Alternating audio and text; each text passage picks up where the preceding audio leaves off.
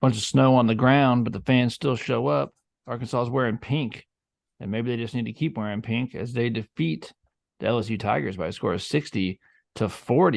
This is Arkansas basketball recap. I'm Dana Price. That's Jacob Price. Got, I guess, 2 games to recap. We missed the recap for the Ole Miss game, which is weird because I was at the Ole Miss game, so I went to the Ole Miss game. Was there live, but we just couldn't make it work to do the recap. We both had stuff going on, and it was been a crazy week for me.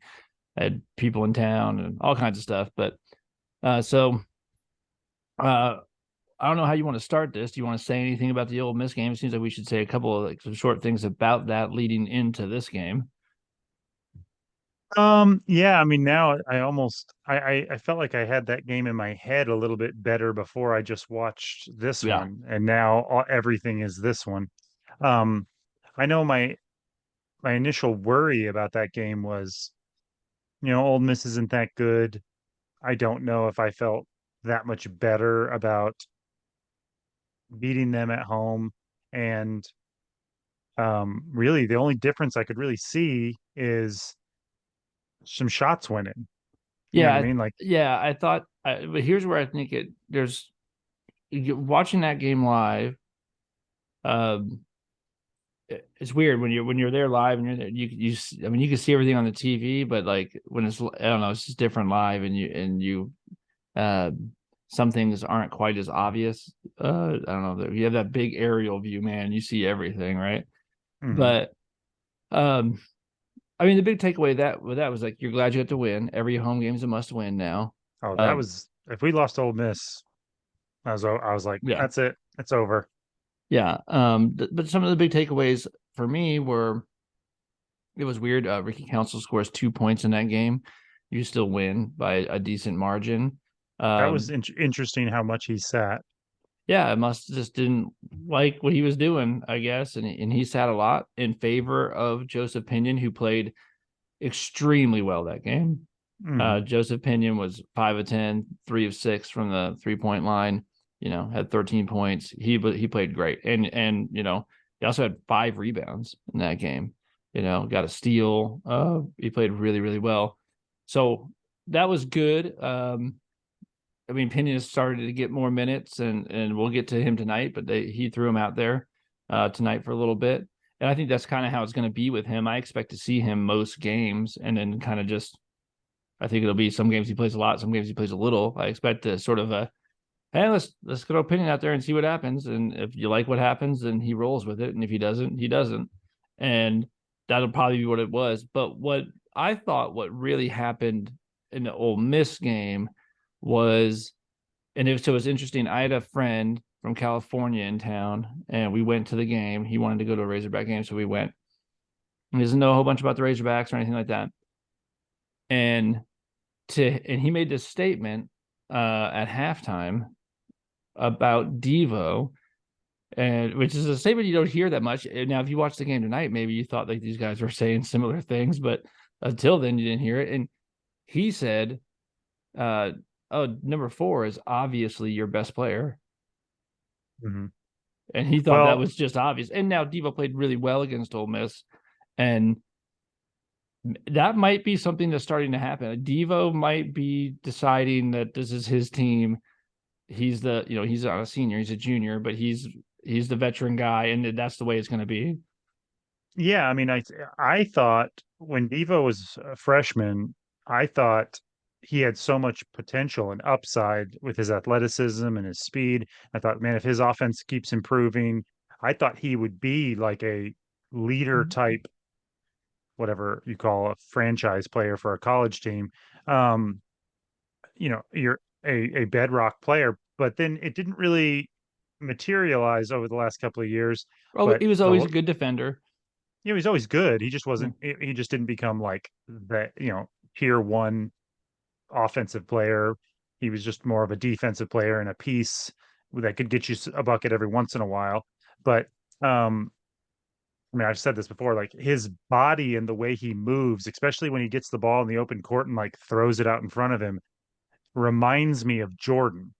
That sounds really weird because like he doesn't really do a lot of other stuff like Jordan, but like something about the way he flows with the ball in his hands reminds me of that. Um, but in the last 4 games, the last 3 games, he's absolutely been the best player. And maybe, the last 4 or 5, I think we've been like, well, you kind of Mhm. got to give it to, I think Anthony Black 1 game, but it was like, but you could make an argument for him because of his defense. But there's not really even been an argument the last 3 games. Yeah. I don't know what his 3-point shooting percentage was the last 3 games, but he shot like 6 for 7 out of the last 3 games. Let's see. He was I just have the last 2 games pulled up, but I can tell you that tonight he was 2 of 2, and against Ole Miss he was 3 of 5. So the last 2 games he's 5 of 7. Yeah, and I think he made a couple in the game before that. Like he all of a sudden, and a lot of it is he's not forcing them. No, no, he's He's getting hitting. set. He's He's knocking down that corner three like just like it's not a big deal, and it looks good. I mean, the shot looks good. well, and he's not doing what I do sometimes, and what everybody tends to do a little bit is when you start hitting a couple of them, you start shooting ones that you shouldn't shoot. Yeah, yeah, You know what I mean? Like you start shooting ones where the guy's a little closer to you. You start shooting one off the dribble, and it's not your game. You know what I mean? But you feel like, well, I earned a couple, or maybe I'm hot. It's a little bit of a heat check thing. He's not been doing that. He's not been like hitting 2 and then putting up 7 more. yeah, He made 2 and he shot 2. That's fine, yeah. dude. When you hit, if I promise you this, if I hit 2 threes, my first 2, they both go down. I'm shooting some more. Like Yeah. it is hard to not just be like, hey guys, did you see that? I'm 100% right now. Give me the ball. Let's see how many more I can. Like you just want to shoot more when they are going in, and I'm impressed with his ability to not just be like, that's not my game. I'm gonna shoot it when they give it to me, but my game is defense, attacking, keep the ball moving. Um, Mid range pull up. Yeah. So you got to like with me, I'm always have to tell myself your game is defense and rebounding. Like go down in there and set screens and help your team. And then when the three gets open, knock it down. But I do have that tendency to, if I hit 2 in a row, now all of a sudden I'm finding myself standing at the 3-point line looking for that shot Yeah, instead of going down there and doing the dirty work. You know what I mean? Um, yeah. Yeah, I think that without having a ton to say about the Ole Miss game, other than glad we won. I thought it was like we did what we needed to do. I thought we played pretty good. Thought our defense was pretty good. And I thought that Joseph Pinion really played great. It was, and I think he's gonna have I think Pinion's gonna have moments. And I think Pinion's gonna be a pretty important piece of this team. I don't want to say down this stretch, but I think in certain games he's going to be a very important piece, and I think he will be an important piece for the Razorbacks going forward. Yeah, I think the only thing that you could say about the Ole Miss game, I think maybe that as it relates to the Hogs' problems in general and to this game is I still am a little disquieted with whether or not they've actually figured it out. Mm-hmm. You know what I mean? I mean, obviously, I'm not complaining at all, and I'm not trying to be a pessimist. I'm ecstatic they had to win these games, and they didn't just win them; they won them, Mm-hmm. handily. Um, but even things like me and you, like when he played Pinion for that long and sat Council, I mean, it was confusing to me, but I was like, man, we can't be better without Council on the floor, can we? And I'm like, well, I don't mean it's that sometimes there's weird dynamics. I'm like, maybe, and I think you even said, I think we just have to play Pinion more. Like Mm-hmm. it opens up so much of the floor because that one guy can't come over. And And by the way, to that point, I mean, you just jogged my memory about this, but that game we were down in that game. Like the beginning of that Ole Miss game was freaky because we were down, and we didn't. yeah, It wasn't like tonight. We were down, and actually, it was like the second half tonight. what happened was, I don't know, 12 minutes into the first half or whatever it was, everything did change offensively when he put Pinion in. That's when Yeah, it all of a switched. sudden, That's when it flipped. mhm. And but then like tonight, he didn't start Pinion, and then when he tried to play Pinion, it didn't really work. Although, I mean, Pinion just missed some shots. Like if it seemed he got a couple. If they'd gone down, it would look a little different. Even the announcer was like, "That's going in. He's so wide open." I mean, that's just one, just a whatever. It just Yeah, doesn't fall. but what it shows me is that Musselman is still searching. You know what I mean? He still hasn't I mean, even the things with like Kamani barely played in this game. I mean, not barely. He didn't play as much as I mean, he's been playing large minutes. It's weird. It's very schizophrenic. Like sometimes he'll play the Mitchell twins ball. The other Mitchell kid didn't even get in the game. I don't think did No, he? he's hurt. He's hurt. Oh, he is hurt. Oh, okay. Mhm. I didn't know that. My bad. Yeah. But then Kamani didn't play as much as you would have thought, especially for another big man being hurt. Yeah. 7 minutes. Um, Jalen Graham played 17. Kamani Johnson played 7. Wouldn't have saw that coming. and Graham played great and he gave them a boost. I thought he did a lot better on defense. He Hmm. did a good job. Sometimes when guys aren't great defenders, they one of the reasons they're not great defenders is they swing for the fences all the time. Like they're Hmm. always trying to get the block or trying and as a good defender, you have to know when you're out of position a little bit and all you can do is play straight up and make this shot as difficult as possible. And there's just no way you can jump and swing at the ball. You know what I mean? Yeah. And he did a lot better job at that of just being patient, having discipline, and just being straight up and sometimes not leaving your feet, not going for head fakes, just being like, if you make this shot over me, it's going to be really tough. And if I swing at it, it's the same shot. I just foul you. You know what I mean? And so I thought he played really well, but yeah, I mean, I like it. I don't mind Musselman subbing and trying different things for different games, but it's definitely new. By this time in every previous season, Musselman has his rotation Yeah. Yeah. and it's been locked in and you kind of know what's going on. You know what I mean? And they're still kind of looking for it. Um, Now as far as this game, the I mean if they play like they played the first 18 minutes, they'll beat anybody. Like Yeah. That wasn't that just LSU being bad. no, the defense was crazy. Half the time they didn't even get a shot up. Mm. Like there was a moment where like we had like five turnovers in a row or something like that. And it was, I mean, we always say this, but offense and offense and defense are connected. You know, great, you can play solid defense, good defense, high quality defense, no matter what's happening on offense. Everyone always says that. Defense travels, defense wins games on the road, defense wins games in the tournament. And it's like that's because you can always play really good defense.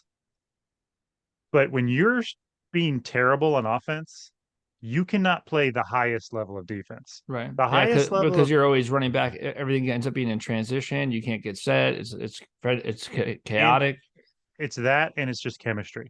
Mm. There is an energy and a swagger that comes from when those two things are happening together, when you're playing good offense and I mean, you see the guys, like the difference between them, their body language, the whole team, the difference between pass the ball around for minutes and like it's all clunky and then someone throws up a shot and it bricks off. They're all running back and they're like running back with their heads like kind of down and versus the shot goes in or someone gets an alley oop dunk or he friggin' council passes behind his back to a step through dunk for Graham. Like the body language on the guys, it's like, I mean, they're slapping the floor, they're slapping their thighs, they're slapping their hands, like their hands are up. Like there's an energy that comes with when you're playing well on all facets that is just I mean, it's obviously preferable, but it's like it's something we haven't seen a lot of. We've seen a Mm. lot of like desperate defense with good athletes begging for somebody to make a shot. And that now again, this team is really young. And one thing I would say that reason I'm not like, yeah, this is the thing we needed. We're gonna go in there. Now we're gonna beat Baylor and Tennessee and Kentucky is the way they came out in the second half was disappointing. like that definitely was just these guys are gonna lay, and they've done this a few times this year where there's like you can tell it's just these guys. Well, we beat them. Yeah, We're up by 10 with 5 minutes to go. I guess we beat them. It's like, no, you didn't. You're gonna lose to Missouri. It's gonna yeah. be tied in 2 minutes. Like, and the same thing with this. Like, we almost because that went down to like 10 points quickly, and I was like, Is the closest they got it in the second half 11? I think it might have been 11. It could have been 9, but it Yeah, was 11 or 9. yeah, yeah. I mean, that definitely happened. Now, to their, we ended up winning by 20. You know, they did what they needed to do, and by the way, it got down to like 11 or 9 or whatever it was, and the way they actually turned it around was turning defense into offense. They turned them over a couple of times. They got, like, they got guys to shoot shots that were bad shots that lead to runouts, stuff like that.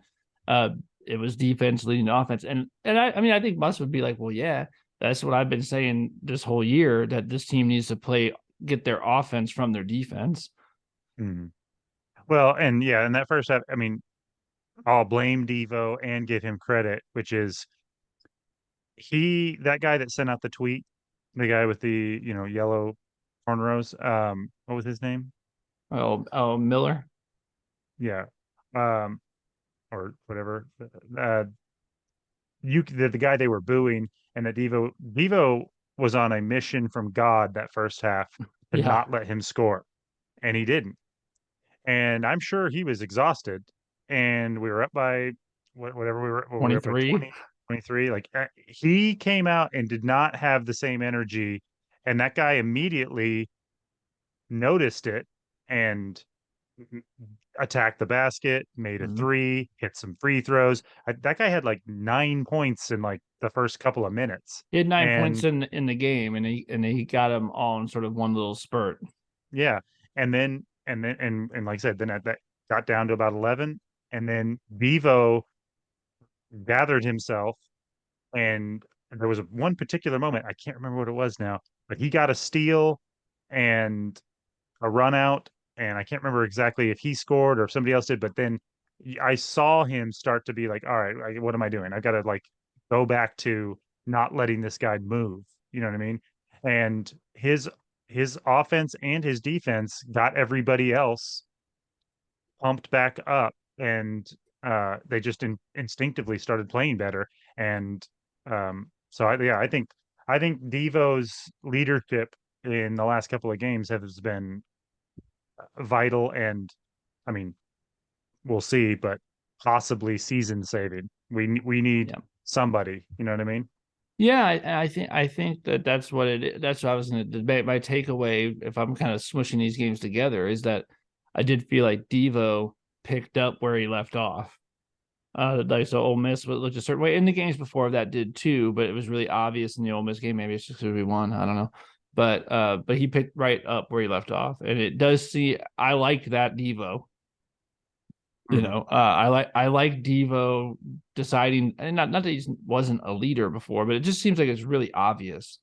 And maybe that's what, maybe one of them. I mean, I think there's several things, but it might be one of the things that this team was lacking, is they needed somebody to say, hey, this is going to be my team. Like, I'm going to be the leader of this team.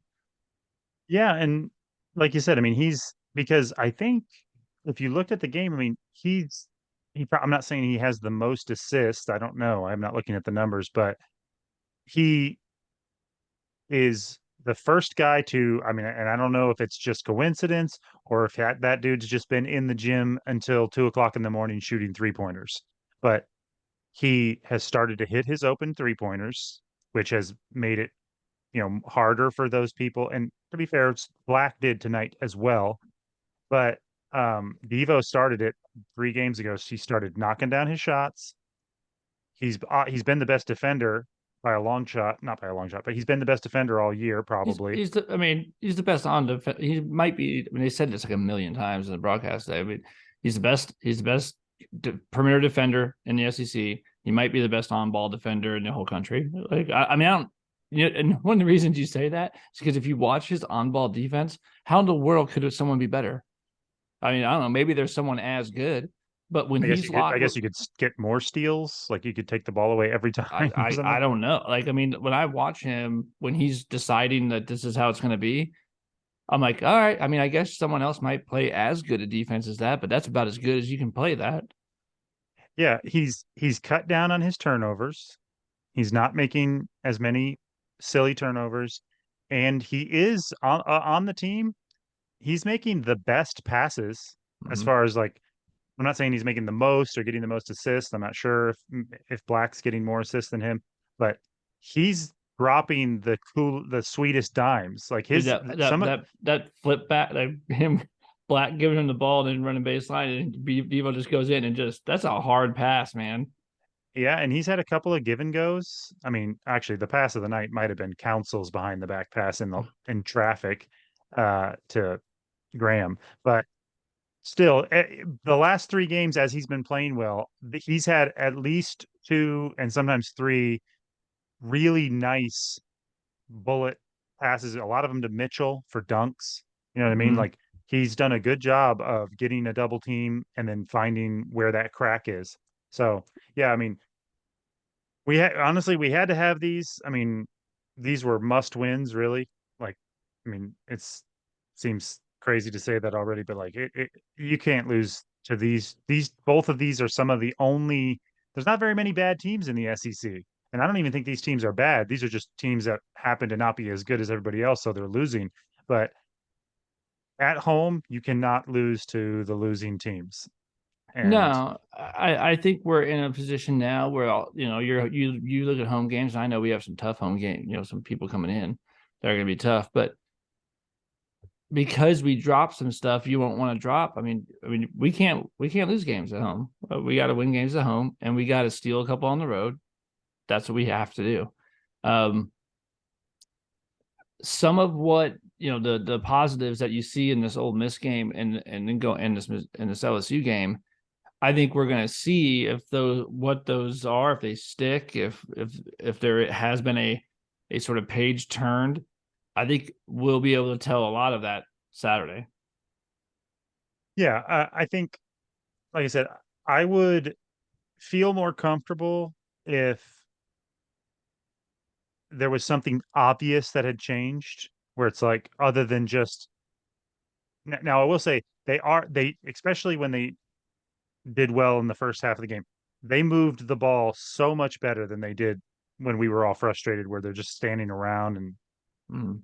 one And, screen and and and the dribble other, I around. mean, the other obvious thing is they're shooting the ball better. That's what I'm saying. Like the reason I don't feel a lot better about it is because basically the shots are dropping now. But if that continues, then great. Then that was the main problem. But um, And there as was a couple games there that we talked about it where the defense didn't look like it looked the last two games. And that's that, true. but that I think they might have fixed because that just looks better, and I think you can keep doing something like that. I do think that they've been working on ball movement. I mean, I have a feeling in practice because of that trying to break down a zone. They've practiced whipping the ball around, and when you catch it, this is one thing I noticed is before they were doing a lot of guy gets the ball, high screen, he attacks, and then there's five guys in the lane, and they kick it out. Instead of the guy catching it and standing there and like surveying and then dribbling a little bit, they are all immediately as soon as they catch the ball, head faking and attacking. And then even if it's just head fake, one dribble, kick, head fake, one dribble, kick, like they're moving a lot more. The ball's moving a lot more, and there's not nearly as much standing around. I do feel like, I mean, you have to ask Musselman, but I think that they've been working on when you catch the ball, do not just stand there because especially if the other team's playing a zone or a soft man, like it just allows them to completely reset Yeah, any length of time that you catch the ball and pause, they just all reset. And it's like it's so hard, you're just starting over. So they did I feel like they did a much better job of catching and just moving us immediately, just constant movement. And so that's encouraging because that's an actual definitive thing that they can definitely keep doing. and was a big problem. It was, I mean, that offense was so ugly Mhm. watching them just stand there More and more rolls to the basket too, off of screens. yeah, and there was some times where it was still like they spent 20 seconds with different guys taking one dribble and getting confronted and then having to kick it, but eventually, somebody, and not every time, they were forced to take a couple of bad guarded, weird flip, sort of half floater leaning shots, but they got a lot better looks even in the paint than they had a couple of those games. So that's optimistic. I am still concerned that, like, if those shots don't go down in a game, which is probably gonna happen, that will then have that ripple effect of, discouraging them, making them play less aggressively on defense, and getting in their heads. Um, but if you wanna be optimistic, I mean, first off, we're gonna know a lot this Saturday. Yeah. Ba How much does that do? Are these things permanent, and do they travel? well, That's Baylor is no joke. They just beat, I mean, I think they're ranked 17th, but they mhm, just beat Kansas, who's ranked ninth. Um, but the thing I feel better about, but if you want to be optimistic about this team, is we have been in every game. mhm. You know what I mean? And we've, I mean, the worst thing, I think the worst we've gotten down was against Missouri at home. You know what I mean? And even though some teams have ended up beating us by 10 or whatever, but we've had chances to win every game. We could have won at Auburn. We could have won at Alabama. We could have won at Missouri. And those teams, like especially Alabama and Auburn, like those are really good teams. Certainly could have And won at Vanderbilt. well, yeah, we should have won at Vanderbilt. Holy smokes! But but I'm more talking about like just top tier teams, and Mhm. it's like I think there's definitely a chance that we go in and Baylor's really good and they're hot, they're pumped, they're coming off this win. They might beat us by 10. Maybe we don't hit some of those threes. Maybe we get hunkered, bunkered. I don't think this team's going to get blown out very Yeah. many times. They might get blown out once this year, but because of their length and their defense, even if their offense is really ugly, I think they're capable of keeping it within where you can't turn the TV off. You know what I mean? It's like Yeah. there's still a chance. We're only down by 11 and there's 5 minutes to go. You know what I mean? Like it's going to be that kind of a season. And like I said, I think if the ball bounces a different way in a couple of games, you know, we're, I mean, the team's not what our highest expectations were, obviously, with two of our main players down. But I still think you could be much more in that universe if just a few things go your way. And on Saturday, we have a chance to kind of prove we still belong. Yeah. Everybody wasn't just wrong about us. You know what I mean? Yeah. Like we've just had some bad luck. We haven't played as well as we can. The balls bounced the wrong way. Made some foolish mistakes, and we've had some injuries. But this is still this team still has upside that could be realized if they if they play the way they are capable of, and if Yeah. Musk can actually squeeze every last drop out of this whatever fruit you prefer. Yeah. I think it's right. Hey, I know this. Nick Smith was in the building. And that's good because you got to be in the building before you can be on the court. So, And it, another reason that it would be really vital to get hot right now is and like to win at Baylor or win that game is there's definitely got to be Nick Smith's people. I mean, in his own head and his agents and stuff. They've got to be telling him, don't go back out there if the season's. They're not even going to make the tournament. You know what I mean? yeah. Like if we lose another game or two, they're going to be like, look at the schedule. They'd Yeah. have to beat like Tennessee and Kentucky on the road and um, a bunch of like it's like they're going to have to win games that they're not capable of winning in order to get into the tournament, and that's still like they're still going to be a bubble team because we've got a hard road to 20 wins. You know what I mean? Mm, And um, but winning a couple of games and getting momentum certainly, I think, increases the chances that Nick Smith will want to come back. Because the difference between coming back and being like you're maybe a bubble team, you're you know you maybe won't even make it. It's like maybe not, but if it's like you could be the guy, you could be that last missing piece that comes in and just sends this team over, and you could actually make a push in the tournament. So I think it is a vital time to win a couple of games, get this ship righted, and at least inject hope back into the fan base, into the team, and see what can happen. You know what I mean? Yeah, I mean, Nick Smith said he thought he was a couple weeks away. Now, as far as I know, a couple is 2. So I mean, I don't know. I mean, so sometime in February, okay. Yeah, like, can we win enough games that if he is ready to go in 2 weeks, 3 weeks, if he's ready to go, is Nick Smith ready to go by Valentine's Day? Um, I mean, dude, you have to think that makes you better. Definitely I makes you think. deeper. Oh yeah, yeah, for sure. I mean, like I said, I mean, I know there's like a little bit of there could be a worry of throwing the chemistry off or whatever, but I mean, I'm not. Musselman's I'm not. I'm not worried about that. no, Musselman's so smart. He'll ease him in. You know, he'll give him 10 minutes and then 12 minutes and then 15 minutes, And then 40. and well, and then maybe if you did, you can imagine them hitting the groove right around tournament time. Mm, So, yeah. Well, right on, man. Well, big game on Saturday, man. Huge, like really big. I'm excited. I'm excited. Looking forward to it. A little nervous about it. I'm hoping this all just carries. Can someone from Baylor say something on Twitter? Like, I don't know, talk about the smoke or something. Maybe your best Baylor. Can your best player talk some smack on Twitter? So we can pin that all over the locker room, and then Devo can get the guys all fired up. That'd be great. Uh, how so hurt is the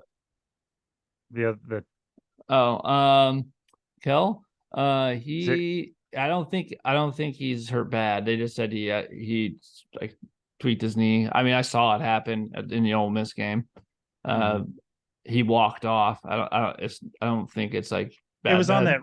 that rebound kind Yeah, of on the yeah, and I didn't hear that was lingering because he looked like he tweaked it, but it didn't look like it was. I mean, I yeah, think he walked off okay, yeah. but I don't. I mean, who knows? I mean, Nick Smith's been out forever with knee management, so I mean, knees are weird. So I don't want to speculate because I don't know for sure. I didn't get the impression from anything that Musk said or the broadcast said, that it was something they were long term worried about. So, all right, dude. all Well, right, that's it. Oh, player of the game is Devo Davis. I don't think we did that, but I think we said that without saying it, didn't we? hmm hmm Player of the month, player of January's player of the month for Arkansas Razorbacks, Devo Davis for sure. Keep it up, bro. I like it. Here's a question: does Devo have a 5th year? Does he have a COVID year? Probably. maybe. I mean, he'll be a senior next year, but I'd love to see 5th year Devo. Mm. I'll take Devo for 2 more years. Yeah, he's the kind of guy that like doesn't have natural raw NBA talent necessarily or size, I guess, but one of those guys that you're always afraid of if where you're like when you come into a team and you're like, oh, these guys don't have any NBA players or they don't have any high recruits, but they do have 4 seniors, and you're like, Yeah. oh, because the difference between, and we say this all the time, but the difference between a 22-year-old and an 18-year-old is huge, just in Mm-hmm. just in the weight room. You know what I Mm-hmm. mean? Just the muscle mass and the Yeah. physicality. I'll take 23-year-old 5th year senior Devo on this team. That'd be great. I'd love that. And also I think that Devo has a chance. These are just guys like this. I mean, well, and he doesn't have to play a 5th year for this to happen. Um, Devo is an Arkansas kid. Um, he's a 4 year, maybe 5 year guy, and Arkansas fans will love him for that.